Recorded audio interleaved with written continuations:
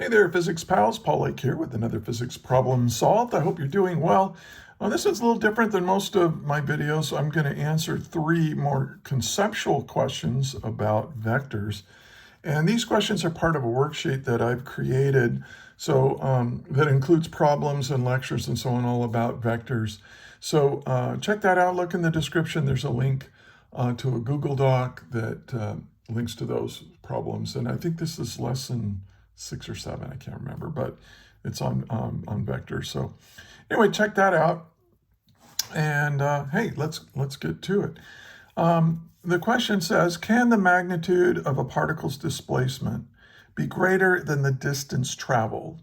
And explain in words and pictures. And if you're taking an AP test or something like that and they ask for a conceptual answer, a written answer, make sure you draw pictures because you can really get a lot of meaning across efficiently if you draw a picture. So let's imagine a displacement vector. So if you start here, and this can be in any direction. I'm just going to make it to the right just because it's easy to fit in here. So here's my displacement vector. Okay. Now, a displacement vector is a straight line from where you started to where you finished. And that is the shortest distance between 2 points. Remember that displacement is defined, whether it's delta x or delta r, doesn't matter. It's your final position minus your initial position. So, it's from here to here. Now, the distance traveled is just how many steps or whatever you took. And if you just go in a straight line from one place to another, then the distance equals the magnitude of your displacement. And I put this absolute value sign here because I want to emphasize that a distance is a scalar quantity. But what if I did this? What if I, instead of if I'm going to start here start here and end here, I could go like this, go over here and then come back. Well, in this case, the distance would be much longer than the displacement. And I don't even have to stay on this line. I could take a looping, curving path to get from here to here. And so the distance is just the length of this path. The length of the path. So if you may put a string on here and then pull the string and measure the length of it, that would be the distance of the path. So we would say, can a particle's displacement be greater than the distance traveled? No. The magnitude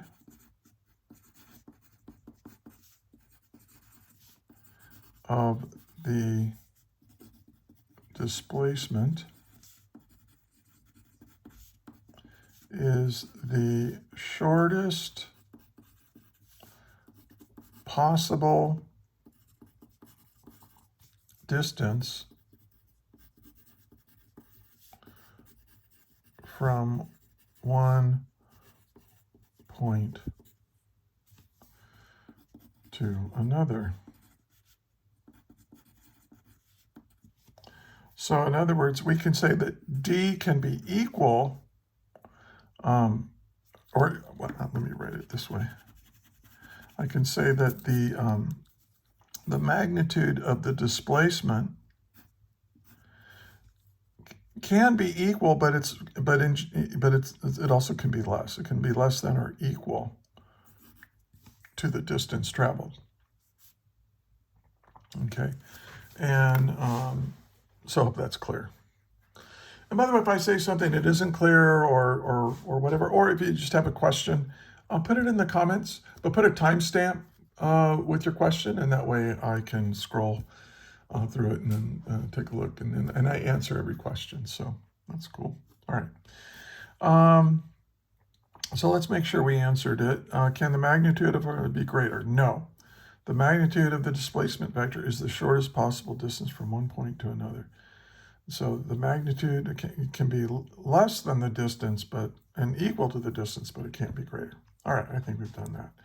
Two vectors have unequal magnitudes. Can these vectors add up to 0?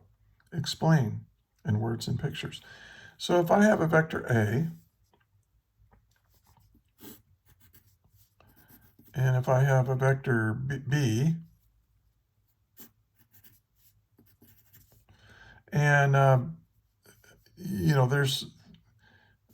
their magnitudes are unequal. Well, okay. Let me just start off with A, because B, I'm gonna. If I want to add another, so if I want to add another vector to vector A, okay, I got to go back to where I started, and so I need to go from here back to here to get to 0. So this would be my second vector. I'll call this vector B. So in other words, the magnitude of A equals the magnitude of B. Okay, they're equal in magnitude because they have to be opposite in direction. Now, if they're not equal, like if you have vector A like this, and then you put vector B, and vector B is shorter in magnitude than A, well, you're not going to get back to 0. Or if you have vector A, and then you add B to it, but B is bigger than A, B has a bigger magnitude, then you're not going to get back to 0. So two vectors have unequal magnitudes. In these no, they cannot. No. In order to add up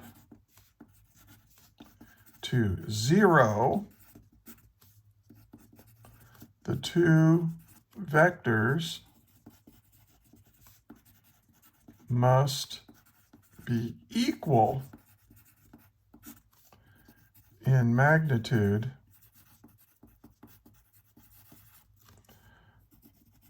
and opposite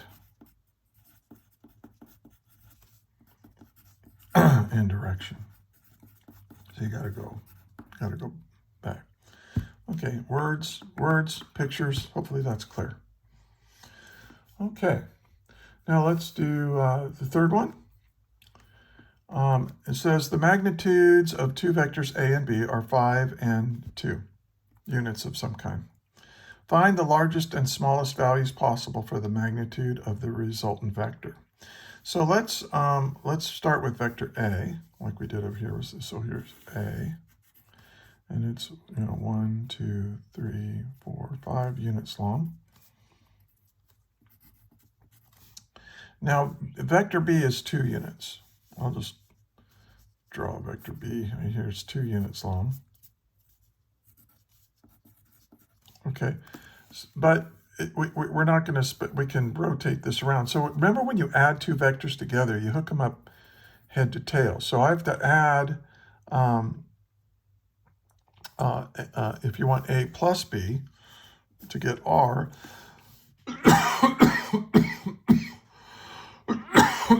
excuse me. So let's put B like this. Okay, there's B. Now we're going to hook it up. The head of A goes to the tail of B. Now B, I can make B. I can swivel it around like, well, I'm trying to draw a circle here with a radius of 2. So I think you can see here that if they're in a straight line, you have 5 plus 2. So the maximum R can be R max, the magnitude of it, anyway, the length, is going to be 7 units long. Okay? And then now, if, let's say B is like right here. Well, here's vector R. Now here's R right here. And you can see that it's going to be greater than 5. It's still going to be greater than 5 because this hypotenuse has to be greater than this adjacent leg. But then we start getting into here and now. So here it's 7. Here's and then what is it? What if I rotate it down here? I think you can see that this is the smallest it gets. Here's if B is in the negative direction compared to A, the opposite direction of A. Well, then you have 5 minus 2, and that's the minimum it can be. So that's going to be 5 minus 2 is 3. Okay. So there we go. There's our answer. And yeah, it's just, it's real easy to visualize, I think. You know, this is R max from where A started to where B ends. That's R. Now, if you come over here, it starts R starts getting shorter and shorter and shorter and shorter until it reaches here, and that's the shortest it could be. And then after that, it gets longer and longer and longer and longer and longer and longer until it reaches back over to 7. That's just one way of looking at it. Okay, and there we go. So yeah, when you get a question like this on the AP test, draw pictures and write some words down. If you're taking the, don't worry too much about grammar and spelling. Just get it, get on there and draw a good picture and make sure, one other thing, make sure you answer the question. Really read the, that's what I was checking with, like, can the magnitude of a particle's displacement be greater than the distance traveled? No. Can two vectors of unequal magnitudes add up to 0? No, they can't add up to 0. And then you show why and explain why. Okay. I think I've beaten this one to death. So, hey, again, I want to check in the description for a link to more videos like this one, more example problems and lectures on all kinds of different physics topics. I'm also a private tutor. So there's a link on how to get a hold of me if you might benefit from my tutoring services.